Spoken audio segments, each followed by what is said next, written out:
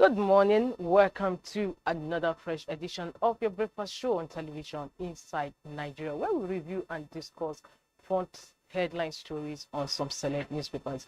My name is Winifred Ugbebo, and I hope you had a beautiful weekend. And of course, as usual, the program, we have leadership first on our menu for review on this first segment of the show. Leadership leads with the story, election petitions, appeal court transfers cases to Abuja, Lagos.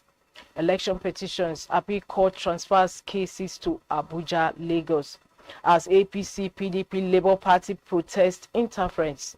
Cases in 19 northern states taken to FCT. Appeals in 17 southern states moved to Lagos. I'll take that leading story once again. Election petitions, appeal court transfers cases to Abuja, Lagos. As APC, PDP, Labour Party protest interference. Cases in 19 northern states taken to FCT, appeals in 17 southern states moved to Lagos. And above that, we have $500 million World Bank loan. Meter manufacturers move to stop TCN. $500 million World Bank loan. Meter manufacturers move to stop Transmission Company of Nigeria. The story continues on page 21 of Leadership. And just beside that, we have Israel advances towards Gaza City, asks residents to leave. Tinubu to declare editors confab open in Uyo. Article defense name change from Siddiq.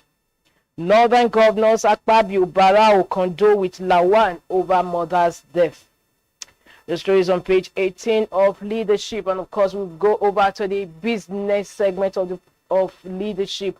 Cardoso may abandon anchor borrowers in Naira currency redesign.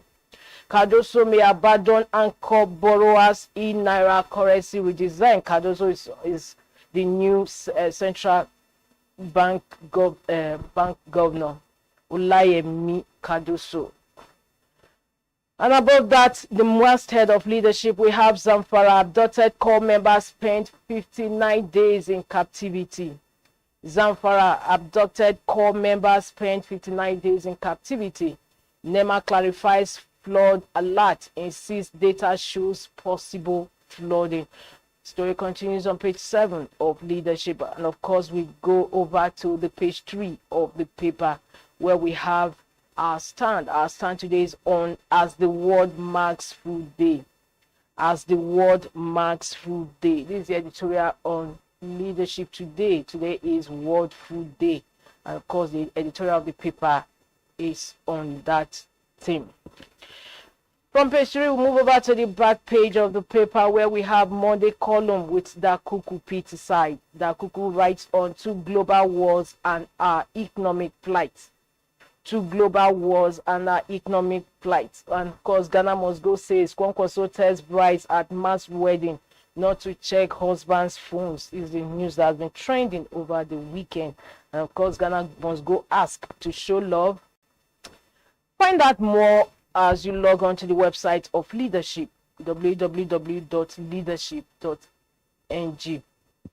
From Leadership, we have the Punch next on our menu. The Punch leads with federal government may spend 3.27 trillion naira on palliatives loans. Federal government may spend 3.27 trillion naira on palliatives loans. 15 million households to get 1.13 trillion naira for 3 months. 125 billion naira for MSMEs, others. People with disabilities demand more palliatives from Sawolu. Kwara IDPs get relief materials. And of course, beneath that, we have pictures on the lockup of some buildings yesterday or over the weekend by LASEPA. And the leading story for that pictorial says nightclub workers face prosecution for assaulting LASEPA officials. Editors invite Tinubu to discuss economic crisis at Uyo conference. It's also another leading story on the cover. Pastor 3 others caught with human skull in Ogun. Israeli, Hamas, Pope, China, UK demand end to civilian casualties. Above the masthead of the Punch, we have Tinubu swears in new ministers as fake meets today. Naira under pressure, Nigeria may seek dollar loan, IMF. Fuel imports gulp 843 billion naira, stakeholders lament inactive refineries. I'll take that again. Fuel imports gulp 843 billion naira, stakeholders lament inactive refineries. And from the Punch, we move over to This Day. This day's headline story says, enough is enough, Pope Francis wades into Israel-Gaza war. Enough is enough, Pope Francis wades into Israel-Gaza war. Says humanitarian laws must be respected. Gaza hospitals overwhelmed as shelling continues. Israeli forces readying for grand invasion.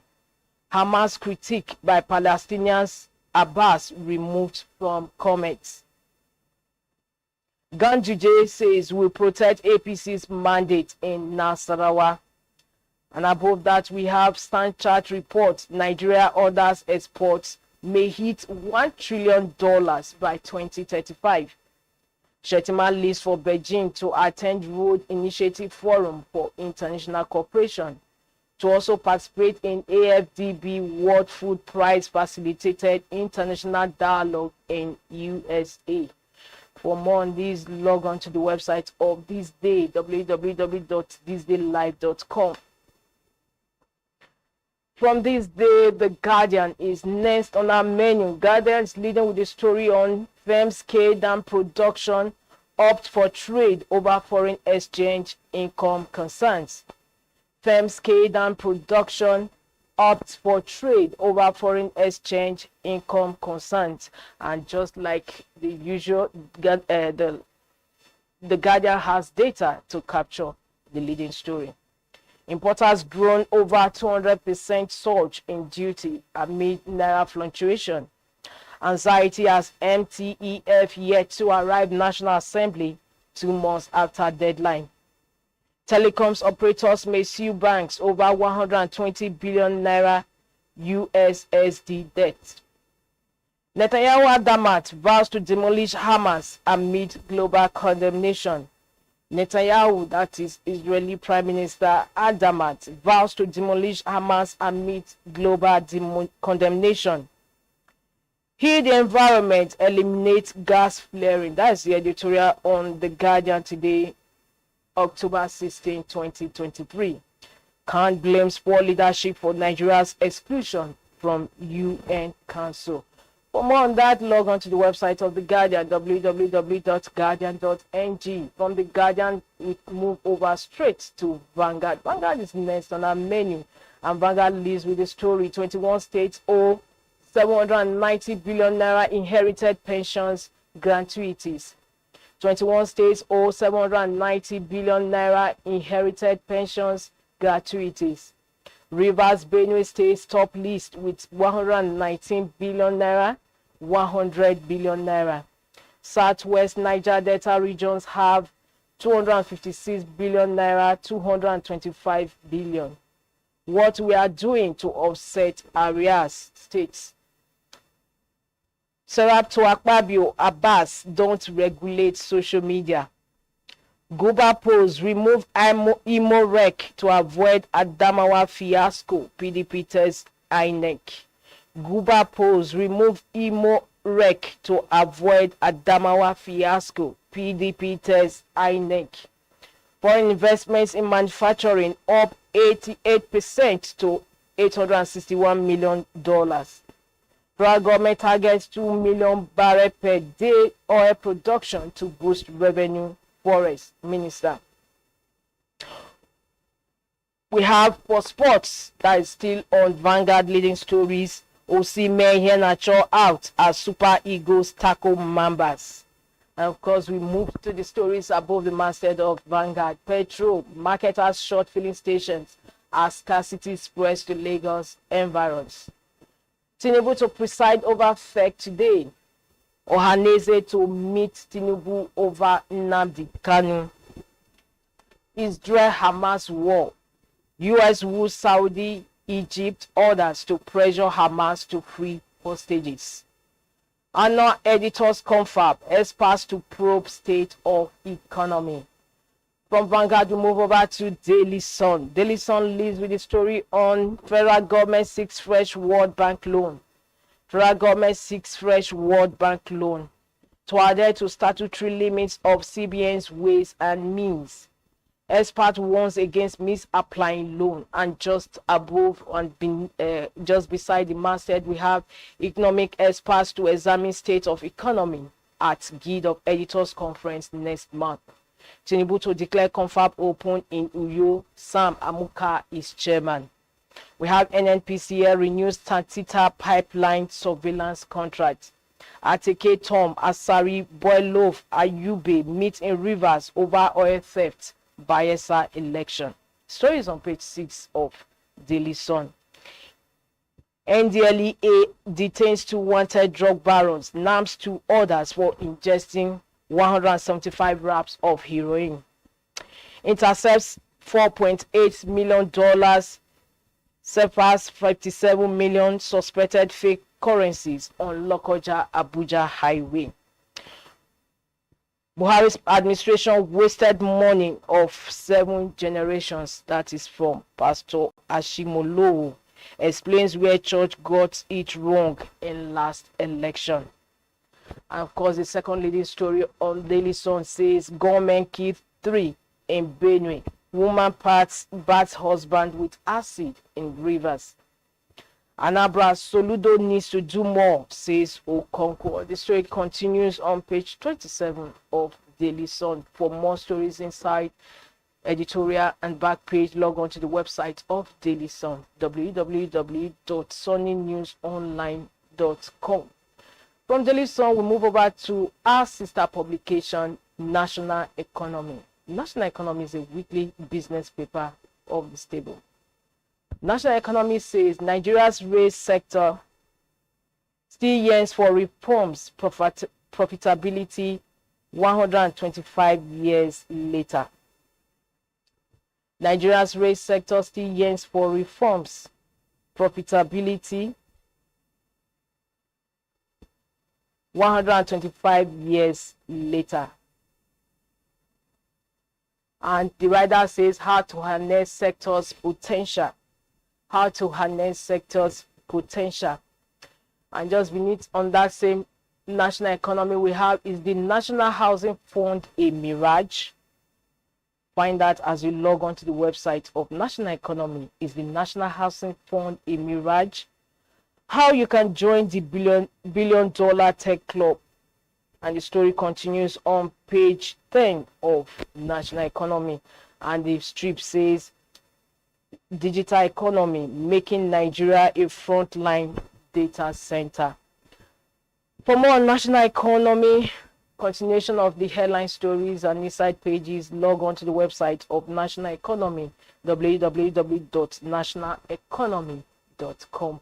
And with that, we've come to the end of this first segment of the program, where we just review what the papers are leading with today, Monday, October 16, 2023. Incidentally, today is World Food Day.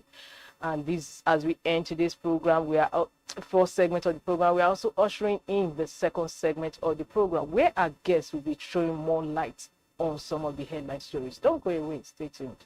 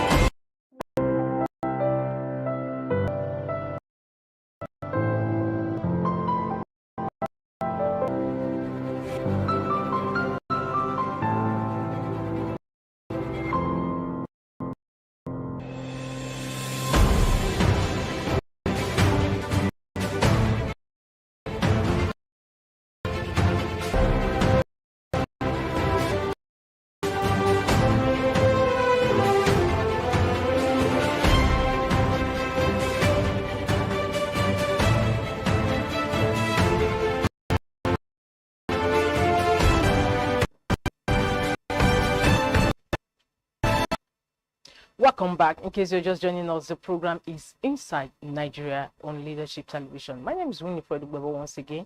And of course, as you can see, we have our modern guest in the studio. He's a doctor in political economics and, of course, a public affairs analyst also, Dr. Ali Elias. It's always a pleasure to have you on the program. Thank you for having me. I hope you had a beautiful weekend. Very good. Yeah, thank you so much. Now, what is trending? Leadership says election petitions appeal court transfers cases to Abuja, Lagos. But just before we discuss politics, I want us to go over to business. What trended over the weekend? I think I even had your thoughts on that. Was the fact that federal government removed some restrictions on some imports, about 43 items. And what does that portend for the economy, considering the fact that these items have been taking off import list for the past 8 years, and now the federal government is introducing them back again, that anybody can import these goods? Right. What the federal government actually did was that they removed these items from assessing official foreign forex. That's not the thing. Okay. So now they have the ban on it. But however, it does not have any effect. Okay. Immediate effect rather. Okay, Simply yes. because there is nothing like official window again. You only have willing buyer and willing seller. So it does not make any meaning. And now the only thing is that in the long run, if CBN actually wants to know the amount of dollars in the circulation, perhaps we can get to know that. Okay. And now we while we are at that, the Guardian leads with on this story, firm scale down production, opt for trade over foreign exchange, a con.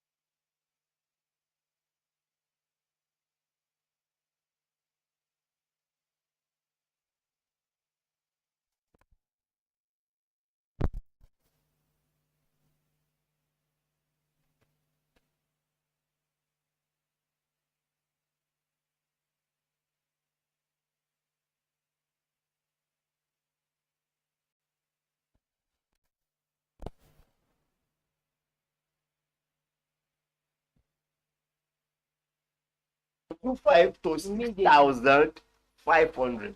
Look at that geometric increment. So it simply means that if these manufacturers leave this country or manufacturers are unable to produce, there's going to be serious issue and will now depend on importation. That is the meaning. And in the midst of these high forex, high dollar rates, and the aim of forex, removing forex from 43 items before, was to encourage internal production. Let me now give you what the actually basic one. Rice. Rice was about 10,000 naira when this thing was removed, right?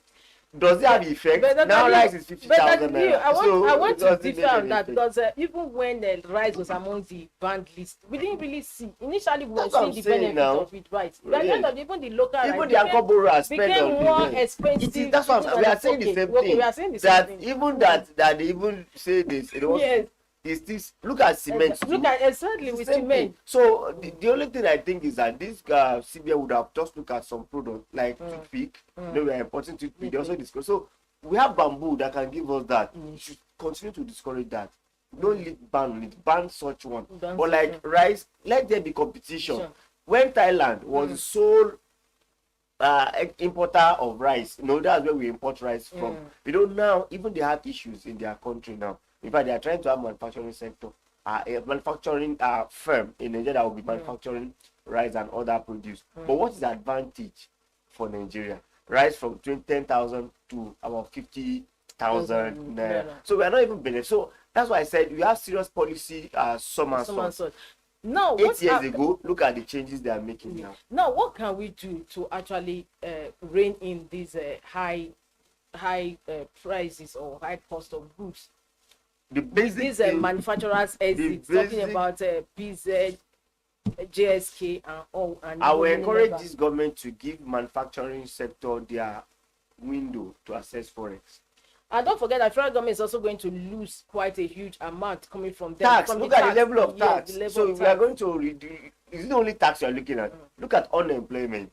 That's the way I think we should look at it from. Look at it. Man, even bring out the level of unemployment that is increasing. I mean, the way they are laying off staff. If they are having unsold, they even say they are producing nobody to buy because they doesn't have the purchasing power. So it's a big issue that CBN need to take and look at a costly view of future implication. They must give us short term, medium term, and long term. They can't just come because like this one they just remove now. It does not have any immediate effect because no anything like official window again. Everything is I and E window. So there's no any benefits to that. So that's thank it. you so much. Now, amidst these high rates of manufacturers, rates of production, then some foreign ones, expatriates one leaving the country, we still have a leading story on Daily Sun that federal government seeks fresh World Bank loan. Well, 1.5 billion, right? The 1.5 is million or billion dollars. The challenge is that I want to believe that CBN is trying to use this loan to achieve some goals. When you seek for loan, they pay into our foreign reserve and they pay in dollar. So it's like they want to boost their dollar capacity. However, we want to discourage loan because even the World Bank and IMF in their meeting in Marrakesh that just ended, they discourage anything like borrowing and they tell us they will not be debt relief. So we should just be conscious of what we have and manage what we have. So going to get loan now, what are they using the loan for? That's the question. Exactly. Is it capital project? Is it going to be on a recurrent, or is it where? Because look at this rider here. To adhere to statutory limit of CBN ways and means. Expert once again Mr. So now ways and means again. Ways and means as like a temporary borrowing. Yes. That government will start to use before the appropriate budget, before the budget appropriated is being given. So these are the things. So how are you going to use it? They should tell us what they want to use it for. And these are the things. And like I said, with the challenge of Nigeria now, we have serious issue of inflation and we need to control, serious issue of interest rates, and manufacturing sector is dying gradually. So there must be an immediate action that will solve all this problem. So getting the loan to really deal with a forex issue is not a problem, but how well are you managing the loan? Borrowing is not even bad. Go to America, they also borrow. Go to big countries, but how well do you use the loan? Like the past administration was actually was all the time telling Nigerians when Nigerians were raising the alarm over the high borrowings that the government was doing, that they were using it for infrastructure. Now, how much of the infrastructure are actually in place? Well, if you go to the most road that is even say they construct before 8 years, the road is even gone. So for me, I think there should be, the only thing is that when you are talking about loan, don't also think only about federal government. The state are also getting loan. Yes. So now we must use our loan for something that is profitable both in the short run and long run. We must discourage state from borrow. They should develop internal generated revenue. Work with daily allocation with your natural resources, because that will give you some level. You may not be the sole owner of it, it's federal government owned, but there's a benefit around it for you. So I think we should not go for going for loan. We should focus on our but perhaps I want to believe this government even have more revenue now.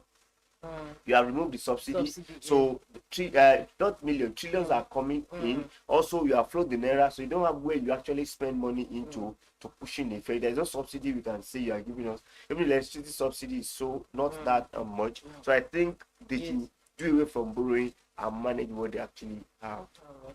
Now, doing away with managing what they actually have, Vanguard has leading story that 21 states owe 790 billion naira inherited pensions gratuities. And we are having a situation whereby governments, they leave debts for their successor. Well, I see one of the government How that is can this going. be One of tamed? my state government that said it's Who is the state creating government? Yaya Bello that is now giving out a free education now. I was just imagine now that you're about to go, you want to declare free education from primary to You know, to at what level? election is just. But it's not the one coming now. So why is it creating problem? For me, candidate. it's creating problem for the person that wants to take over. You know, when you create a humongous expenditure for your But we also that's another thing too. We also see incumbents as they are leaving during the twilight of the administration. They begin to employ, like what played out in Oyo State. Exactly. Even him, Oyetola, who appointed so many. Exactly. People. That's always the problem that we see. When you are going, you create a lot of problem. Then this pension and gratuity is a big problem. Because most of them will not pay it, and when it's about to go, they started finding way of pay. Perhaps as you're not paying these people, you are still servicing the past governor of your state. That's another issue that we need to look at. The money they are using to service those governors after they are played. That's why the National Assembly is it Sarah that took them to court that you cannot collect money in the National Assembly, collect money as senator, collect money as a former governor. So we need to strategize on how, because if you don't take care of these old people, even the upcoming generation, we see reason not to really align with the government. What can actually be done to hold most of these state governors accountable? Because all eyes, many Nigerians, their eyes are fixed on the center. Is always. But President Muhammad Buhari actually gave them money. Gave them money to pay salaries and backlog of this. But most of them, maybe they bear at the money. So I think federal government need to insist that they should pay this money, because it's not easy for people to have served for 35 years and to get their pension and gratuity becomes a problem. We are not managing our how do you call them? Is it old citizens? There's what we call them.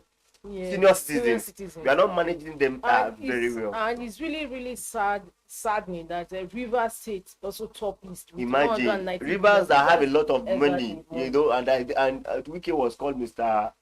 Project. So it was Mr. Project on infrastructure, not looking at citizens as well. So they need to look at citizens. I'm sure citizens are also doing fine. Okay, thank you so much. And just before we go to leadership, we want to talk food. Today is World Food Day. Yes, and of course, leadership editorial is on it today. How do we, when President Bola Tinubu was inaugurated into office May 29. In June, he declared emergency in food security. And how far have we gone? Well, it's gladdening that we see leadership taking this as a stand and as editorial, because our major challenge in Nigeria is even majorly food now. And like President Tinubu said, he said he's declaring a state of emergency on food security. But 4 months down the line, we have not seen a major difference. Like I always said, our problem is not even production of food itself. Our problem is supply chain. Now, foods, tomato, onions are rotting in Kebbi. He does not have his way to Lagos, to other states. If you go to Benue, a lot of food are rotten. So we must work on our supply chain. If you want to move a 40-feet container from Benue to Lagos, we'll be looking at around 15 million naira. So if you are spending 15 million naira, not to move a 40-feet container, yes. Now, so if you are looking at that expensive, very, very. So if you are looking at that level of expenditure, to move item, then who will bear the brunt? That means even the buyers will find it difficult to buy. So we have challenges of supply chain. So we must make sure that we also look at that movement of items from the producer to the market, because if you don't get to the market, it will not. A place like Kenya, like Ethiopia, their major business is just food production, and it goes to abroad. After this domestic, and that's why they are always eager to go to far. Apart from Ethiopia Airlines, the next thing is even food. Even their airlines, they are the one that give them. Does Nigeria have enough food as it is? Well, for me, I think insecurity has really cut that short. However, the little that is available, people cannot even take it to the next place because of the problem of transportation. Even the one that is available, people cannot even afford it. affordability is another problem. You could see that manufacturers said they have unsold. If the manufacturing sector is telling that they have unsold, that means people are now cutting their cost. People are now looking for what they need, not what they actually want. So if there is no particular staple food that is becoming rice now. No, before rice used to be every household, food, but now it's becoming much more. People will go for alternative. But I must tell you that there's serious.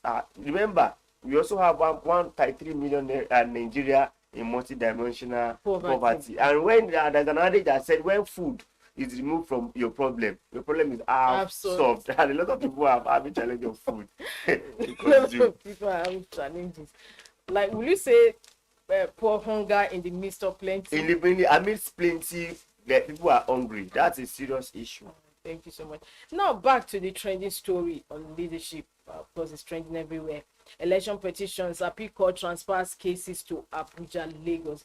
We had the president of appeal court actually doing that and saying with allegations that there have been reports that there are compromising situations in some of the cases. When I saw that news today on leadership, I quickly go to the rider. And when I look at the rider, I saw APC, PDP, LP. So it simply means everybody is complaining now. But the challenge is that it's not a good sign for Nigeria at all. You know why it's not a good sign for Nigeria? So does it mean that we are not trusting our courts again?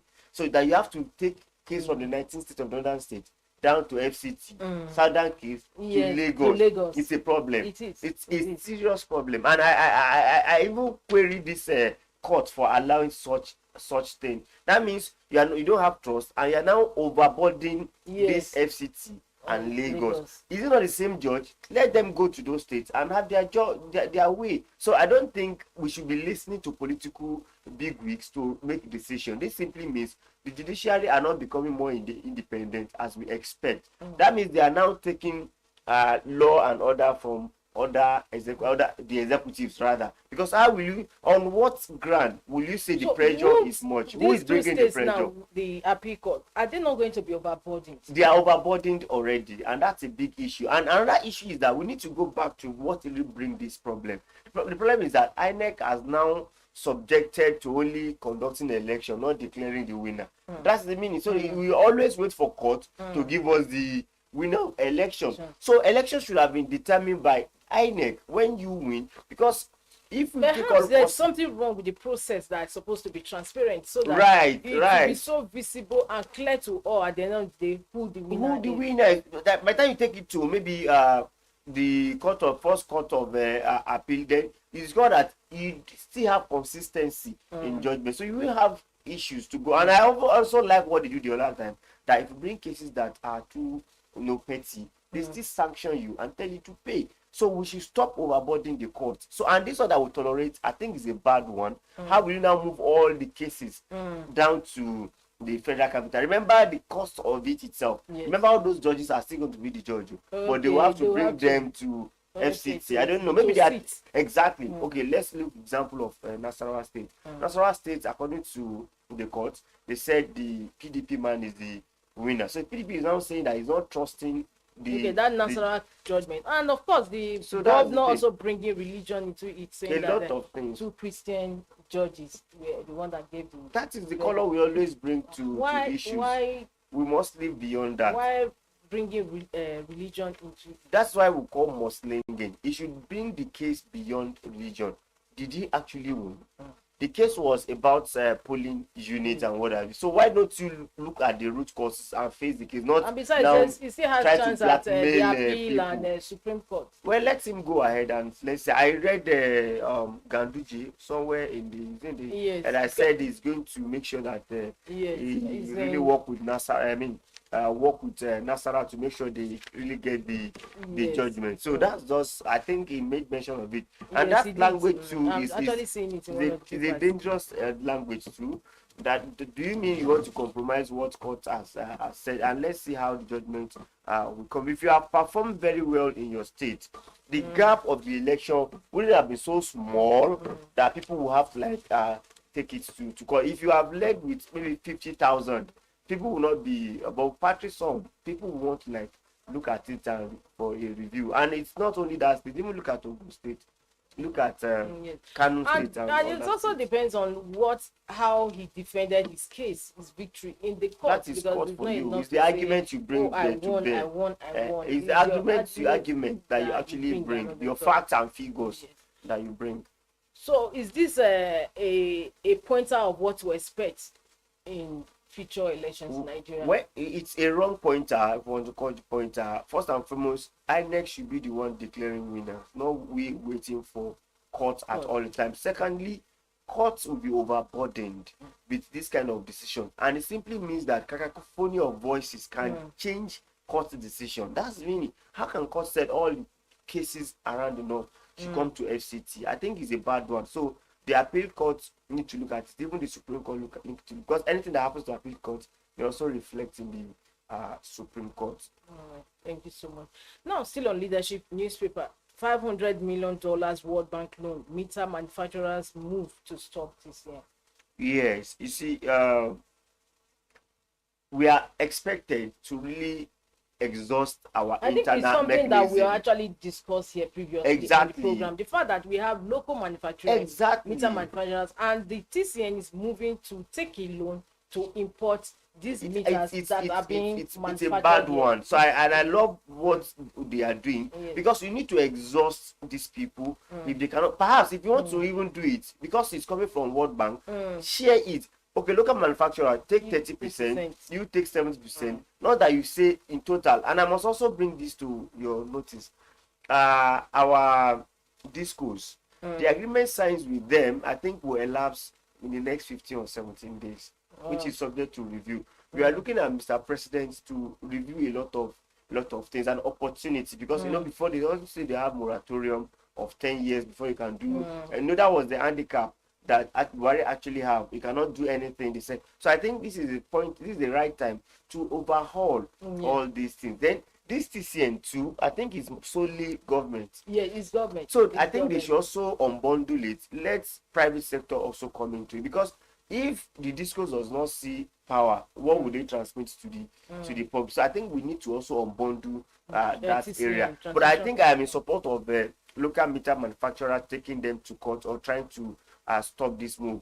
Consider them 30%. Perhaps let them even partner. You can still give this to local manufacturer and tell them to seek for foreign partner. And this will like empower them over time to be able to do those things independently. Exactly. And a situation where you are trying to encourage indigenous manufacturers, you are just coming up brazen. We shouldn't allow World Bank to do that. Yes, you are giving us perhaps loan, but it shouldn't be the sole determinant of what happens. So local should be, okay, if you are not empowering local manufacturers, so next 5 years we still go back. Perhaps these local manufacturers have the capacity, they have built the capacity over time, so they should allow them to partake. They do, because I remember last year's leadership's annual conference and awards, we did give award to one of the local manufacturers of a meter. Yes, and of course she, in an interview, she said yes, they have more than enough, and they are even waiting for federal government. Right. So we expect federal government to fight, and they have even made them to go and expend their money. Yes. Invest in a lot of things in terms of infrastructure and choose to use. So now you want to discourage them after that investment. We need to be ethno-centric. I want us to look at national economy. Nigeria's race sector still yearns for profitability and reforms 125 years later. I recall. It's even more than Nigeria's independence. Very, very now, since 1989. Wow. I recall. 1989. Yes, 1989. National economy said 125 years after. Calculate it now. It's around that area. Yes, around that 1989. Calculate it. 89. Because this 125, 1989. Okay. So if you calculate it, it's around. No, 89 is close now. You are looking at 1889. 1889. Do not mind me. It's 18. Yes, you are correct. It's 1889. That's what I'm trying to say. I recall when they called Amici one day. That when he was the Minister of Transportation, and Amici, all this loan we are getting, everything we are getting, when are we going to make profit? He said that this is not for profit. It has another benefit. Social benefit. Now I was wondering, you went and get loan, people are paying for the service, and you are saying you are not expecting a profit. I think it's a problem that we need to look at, and we are going to look at Lagos model, the blue rail. You know, it's like they are very, very intentional about profit. Go to everywhere globally. Transport is part of the. You can only create that enabling environment, but that it will not be. Perhaps this is loan, and we are going to pay this loan. Maybe next 5 years, the moratorium would have elapsed. We have to start paying. So how do we source for money to pay this loan? So I think we should change our idiosyncrasy about rail. What the ministers keep saying is that Nigeria is actually not making money out of it. It's more of a social or welfare system to help Nigerians to caution their rates, considering how much they charge for it. But on the other hand, the federal government alone cannot be floating, operating this way, and They also should be the one that also monitors it. It's supposed to play a regulatory. They should be an enabler. role. They just create In other infrastructure. words, let investors Comes in, but I was yeah. Dangote was saying it's getting from Kano and what have you. I think maybe it's still ongoing. So they should open it up, Yes, unbundle it, allow private sector so that to the federal operate. government will not play a regulatory role. Exactly, and that is going to help us to the level of amount we are spending on our roads. It's because But all those however, a stakeholder articulated said vehicles. the money involved is herculean. That there's no private sector that can actually, because rail is not unlike every other transport system. But because in terms of rail, you have to construct rail lines in all the 30 states of the federation. No. That's not how it works. Federal government construct the railroad and allow private sector to operate on the rail. That's how it actually works. You can't expect private sector to go and build. Is it the same rail? The same lane that the government, yes, they will now allow others to buy coaches and operate on it. They will create a route, different route, and that's how it should be globally. You understand? That's how we call it public-private, you know, so that you create that enabling environment, then you allow people to operate. You cannot say private sector, it's quite huge. Yes, it is. But if you allow people to buy coaches to operate on it, maybe this one will go in 3 hours, this one will go in 2 hours. No, so it won't be redundant. Is it the rail that the federal government even laments or Kaduna. mourn that some of the rail lines are broken? They cannot even. And some don't even run through. When you don't 36 manage days it, of that's the operation. problem. When it's not managed, okay, look at the rail from Abuja to Lagos. I mean Abuja to Kaduna. Except federal government that always move there maybe twice a day. It's there. So sometimes you can commission other private sector. So when government own is 10 a.m., they can do 12, they can do 1, they can do 3. You understand? That's how it works. You can they're not even maximizing that rail itself, and that's the challenge. So we must encourage private sector to buy coaches and operate on it. All right, thank you so much. It's always a pleasure to have you on the program, Dr. Aliyu Elias, at Nigeria on Leadership Television. And of course, this is where we draw the curtain on today's program. Dr. Aliyu Elias, it's always a pleasure to have you on the program. Thank you for having you. Thank you so same time much. next week. Yes, this is where we end today's show. I'm winning Freddie Bevel. Until I come your way again, same time, same station tomorrow. Here's wishing you a beautiful day. See you. Bye.